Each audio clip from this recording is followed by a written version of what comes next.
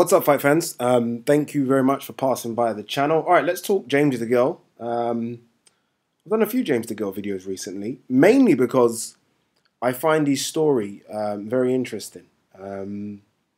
Everything about him, his character, the way he talks. I've interviewed him in the past. Very open, very blunt. But it's his kind of boxing story that I find very, very interesting, especially when I consider the problems that I think he has now. So let's kind of rewind a bit. Obviously, we all know about what he's done, but let's kind of just go over it again. This is the guy that Olympic champion, was it Beijing? I think it was. Olympic champion, British champion, European champion, fought for the Commonwealth belt against George Groves, but didn't win that, and then has become world champion. And I think the first Olympic champion from this country to become world champion. And then I think he's done it the hard way. All of his kind of toughest fights have been away from home. Lucian Bute was still serviceable. Obviously not the Lucian Bute, but I think it was a Lucian Bute enhanced, let's just say that. So it was a tough fight. Andre Durrell, when Andre Durrell was definitely still serviceable. Badu Jack, and obviously winning his belt back against Caleb Truax. All fights away from home. Even a few of these earlier fights, I mean, go and look at the record earlier when I think he had the European belt or won it. He had a couple of fights away from home then. So this is a guy that has done it the hardest way. Make no bones about it. Like, he's done it the hardest way. You ask any fighter. I mean, even sport in general. You know, being away from home, doing it away from home. Where you don't have home comforts. You don't have the home support. Maybe you've got biased judges. It's the hardest thing to do. And he's done it. I don't know if he maybe sits up sometimes in the evening and thinks, my bank balance doesn't reflect these achievements. Because I do. I look at him and I think he almost should be a superstar, right? Kind of the way Carl Froch did it. Remember Carl Froch had, again, his toughest fights away from home. And then Carl Froch came back to the UK and Eddie Hearn built him and we eventually got Carl Froch, George Groves, 80,000, etc., etc. But I don't know if he, A, is appreciated, B, if the bank balance kind of reflects that, and C, when he looks at his predicament now, he probably thinks, how the fuck has this happened? Now, I said on the thumbnail that James Degale has a huge amount of options, but none of them great. None of them great for me.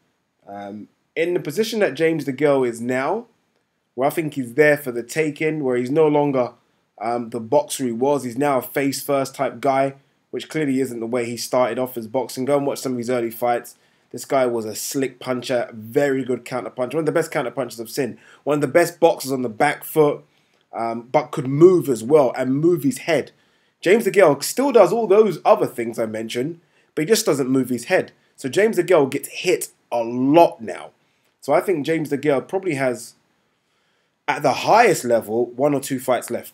1 or 2 fights left, maybe even 1. He even mentioned this. I remember reading an article about James Degale, or a James Degale article. I'm trying to paraphrase it now, but I think he said something like, after the Bute fight, that he's probably got 1 or 2 fights left.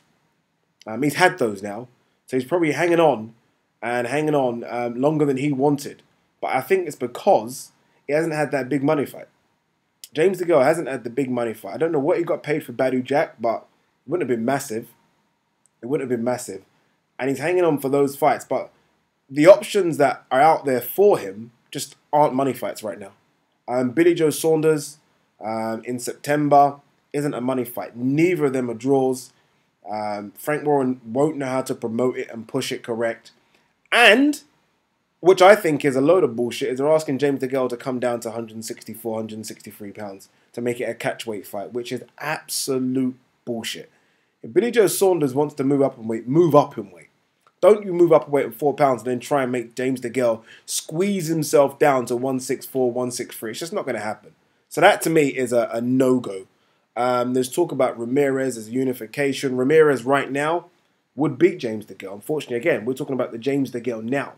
Not the James Degale 4 or 5 years ago. James Degale 4 or 5 years ago comfortably, I think, beats Ramirez. But the worst option for him is the one that he's probably going to be mandated to fight. And I'm going to try and pronounce this guy's name. I can't really, to be honest. Uzcategui. You know what I'm talking about, right? So someone, don't know, whoever can pronounce it. I don't know. Write it how I should pronounce it. That would be good. Someone can do that for me, please. That's the guy, for those of you that don't know, that beat up Andre Dirrell twice, convincingly. The first time it was stopped because of a low blow, a punch after the bell, and Andre Dirrell escaped, but he was getting manhandled in that fight. And then in this fight, the second fight they had, it got stopped in the 9th round. Andre Dirrell was just getting beaten up again badly. That's who they mandated James Degale to fight next. Now, that's an awful matchup for James Degale. Again, for this James Degale that gets hit, awful matchup. For the James Degale that, I'm trying to think of the best James Degale, maybe the James Degale that fought Brandon Gonzalez, or even the James Degale that fought Andre Dirrell. That James Degale, fantastic. This James Degale that seems to get lazy in rounds, sit on the ropes, gets tired after round 9, hasn't got a chance against this kid. And the worst thing is, no one knows who this kid is, so it's not a money fight. It's not a money fight, and let's be honest, James Degale will have to travel again. I sometimes want to blame Degale for the situation he's in. Look, he decided to jump on the Al Heyman bandwagon when every single boxer in the world was jumping to sign with Al.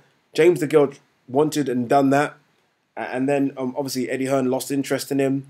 He promotes himself. Now he has no promoter, which is all well and good. Look, there's loads of boxers that are in that situation, by the way, that don't have promoters. And that's good. Save yourself for money. It's only good if you're known. It's only good if you can sell tickets. It's only good if TV are interested in you. It's only good if you can put bums on seats. If you can't do any of those things, then you need a promoter. And James Degale, unfortunately, can't do any of those 4. I mean, I could list more things he can't do, but definitely can't do any of those 4. So right now, without a promoter really pushing him, he's struggling. He's struggling big time. And that's why the options laid out in front of him are awful. What options make sense for Degale? And there's 2. There's 2 that make him money. There's 2 that make him well over £1 million. And that's George Groves and Chris Eubank Jr. Now, I don't know how he gets those fights. I don't.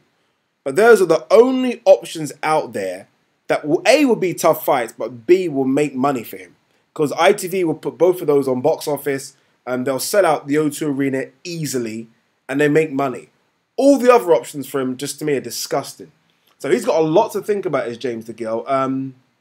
I don't know what he does in terms of what option he takes. But for me, like I said, all the options in terms of the 3 that are very obvious in front of us, Ramirez, the guy whose name I can't pronounce, and Billy Joe Saunders, are awful options. George Groves, Eubank, tough fights, but good money. I guess he has big decisions to make.